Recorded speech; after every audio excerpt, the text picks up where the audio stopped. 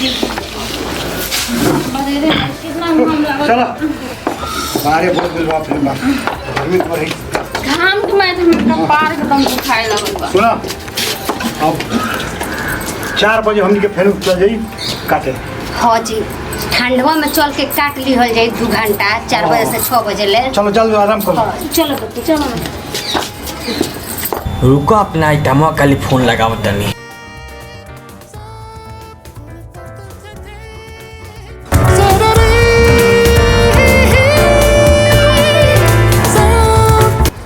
Hello हाँ मच्छर बोलता नहीं।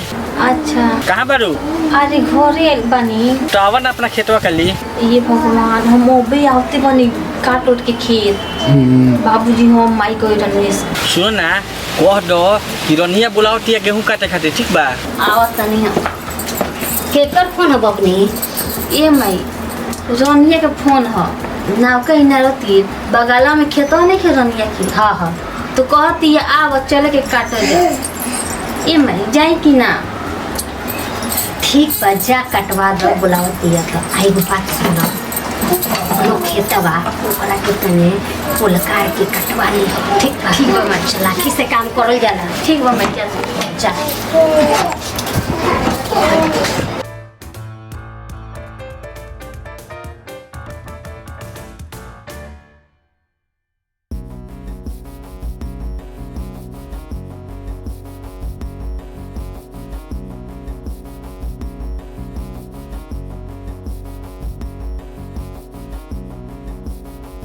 मुस्कान दीदी 12 बजे हंसुआ लेके कहाँ जाता रही? ए मीरा जाते ना कहीं ना रोको रनिया जे गेहूं काटे तो हम लोग गेहूँ काटते जाता रही इतना धूप में कि कहीं मिले वाले जाता रही। जी सब है ना सीनियर सोचेला तू कहाँ जाता रू हम सब बुझाता तन बुझाता ठीक बा। आपस इतना टाइम नहीं है से बात कर ठीक हट लो।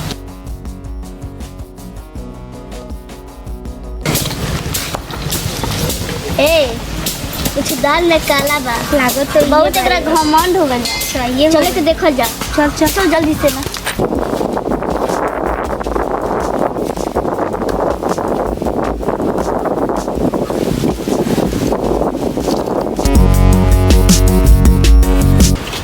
हेलो अरे हे आमा के फिर कल बनी आओ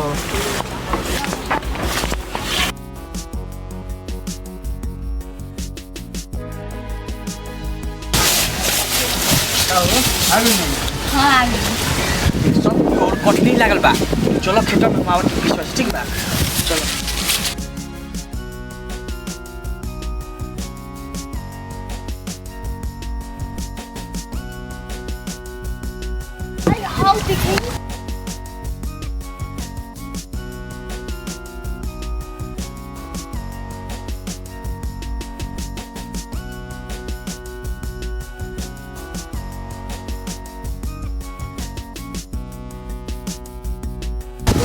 मुस्कानवा तो हमन के धक्का मार के ऐसे गले जैसे खेत काटे जाता है। अधिक कहाँ गल बाड़ी पीछे से अच्छा यूँ जाता बड़े चल पकड़ा चल चले के करके बताओ। देखो कितना दिन के बाद मौका मिलल बा। चलो शुरू हो जाए।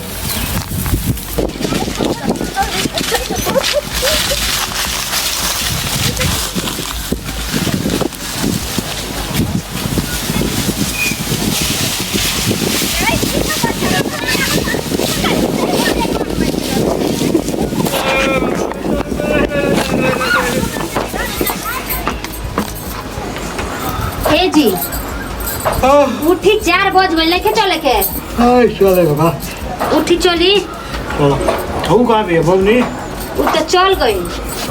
चल गई। हाँ तार दिमाग खराब बा हैं?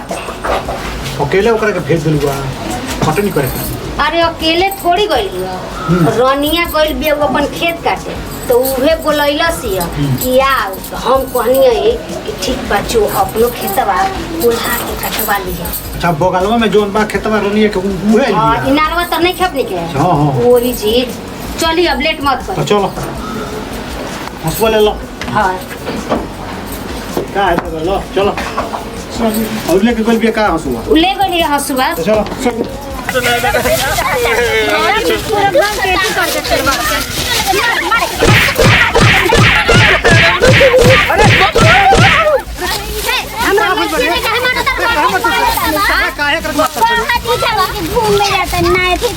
हमन के पूछली तो कहत तनी कि जा तनी गेहूं काटे, धक्का मार के निकली कि गेहूं काटे जा तनी। और हमनी के देखनी तो आके अक्षय से मिलत रहनी, हमन के खुद पकड़ ली। कहाँ देख ली अपना का हो? बेटी के। देखवाई सहारा से कहनी है कि अकेले लड़की सन के कहीं ना जाए देवे के चाहिए, तो तू कहता कि रोनिया बोललस ये नाव का इनार पर गेहूं काटे के।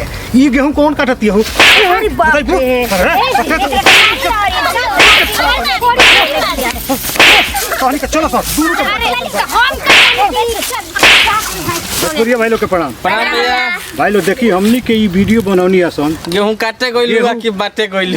देखिए गेहूं काटे गइलू कि बाटे गइलू, तो वही गाना के तर्ज पर बात देखी। अगर घर से कोनो भी देखी लोग कह के देखी शौक वाला खाली बात करेला, देखी शौक वाला बात बोले बा। अगर लड़की कोनो अकेले जाती है गेहूं काटे तो कम से कम रोवा लोग थोड़ा सा शौक करिया जाके देखी का सोचमुच गेहूं काटे गइल बे की एकरे ऐसन खेत घूमे का करे गइल ऐसे मने ध्यान देवे के चाहिए लड़की पर, ना तो आगे चल के बहुत पछताए के पड़ी। वीडियो अच्छा लगे तो वीडियो के लाइक करी, शेयर करी, सब्सक्राइब करें मेरे चैनल के और कमेंट करके बताएं कि वीडियो कैसा लगा। नमस्कार, प्रणाम, love you all of you. और वीडियो अब ना होई। नमस्कार, प्रणाम, कैसा चल चल ना हमें झाप झालो रे। और थोड़ा सा हाँ